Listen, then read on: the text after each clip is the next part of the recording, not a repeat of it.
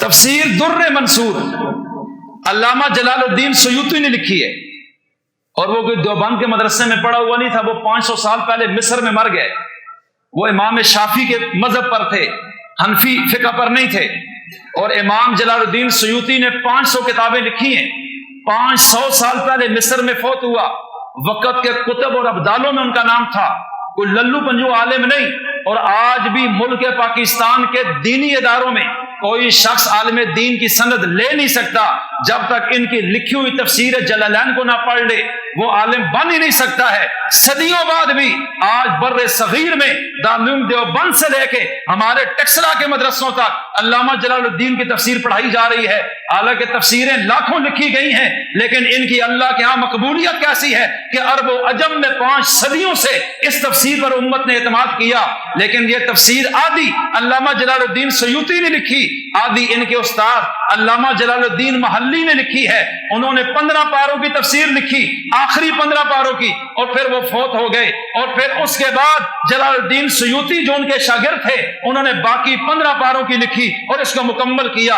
تو چونکہ 2 جلال الدین تھے جنہوں نے لکھی ہے، اس لیے اس کا نام تفسیر جلالین ہے، یعنی 2 جلالوں نے جو تفسیر لکھی ہے، اپنے وقت کے عظیم لوگ ہیں۔ لیکن انہی علامہ جلال الدین سیوطی نے الگ پوری ایک تفسیر قرآن کریم کی لکھی ہے جس کا نام ہے تفسیر در منصور۔ منصور کہتے ہیں بکھرے ہوئے، در کہتے ہیں موتی کو، یعنی بکھرے ہوئے موتی جو اس میں انہوں نے جمع کر دیے ہیں۔ اور اس میں انہوں نے کیا کیا ہے، قرآن پاک کی جس آیت کے تحت رسول اللہ نے جو تشریح بیان کی ہے اس حدیث کو بیان کیا ہے، یا کسی صحابی نے تفسیر کی ہے اس کو بیان کیا ہے، اپنی بات لکھی نہیں ہے، تاکہ یہ دنیا کے سامنے ثابت ہو کہ ہم قرآن مانتے ہیں، نبی اور صحابہ کی تشریح کے ساتھ اپنی عقل کو نہیں دوڑاتے۔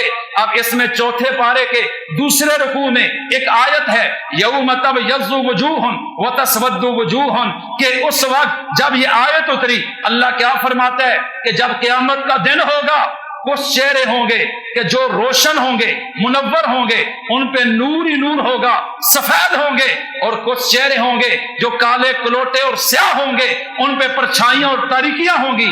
صحابہ کرام نے پوچھا یا رسول اللہ یہاں تھوڑی سی وضاحت کر دیجئے، چونکہ مسئلہ قیامت کا ہے، ہمیں کیا پتہ ہے کن کے چہرے روشنی والے ہوں گے، کن کے چہرے کالے سیاہ ہوں گے۔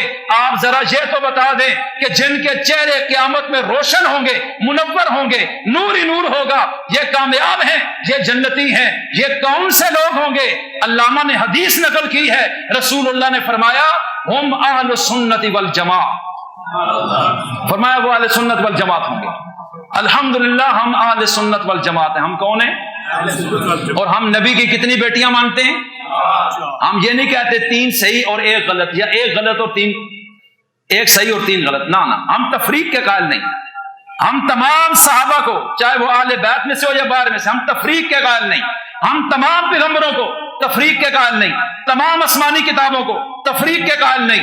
جبریل کو گالیاں دیتے تھے یہودی، لیکن ہم تفریق کے قائل نہیں۔ ہم تمام فرشتوں پر ایمان لاتے ہیں۔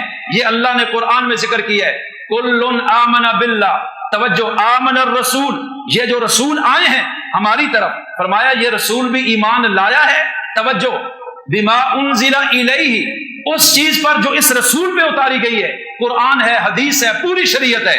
والمؤمنون بما انزل من ربی والمؤمنون، اور یہ ایمان والے بھی ایمان لائے ہیں، اس رسول نے بھی لایا ہے، اور تمام ایمان والے بھی ایمان لائے ہیں اس پر جو اللہ نے اتاری ہے۔ کس چیز پر؟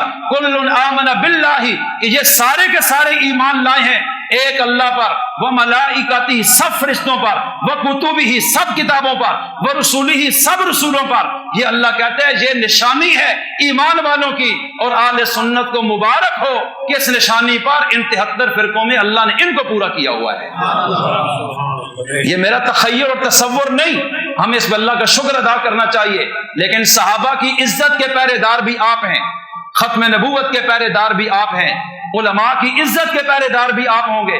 आप लोगों को ना देखे कि फलां मुल्क उठा है फलां नहीं।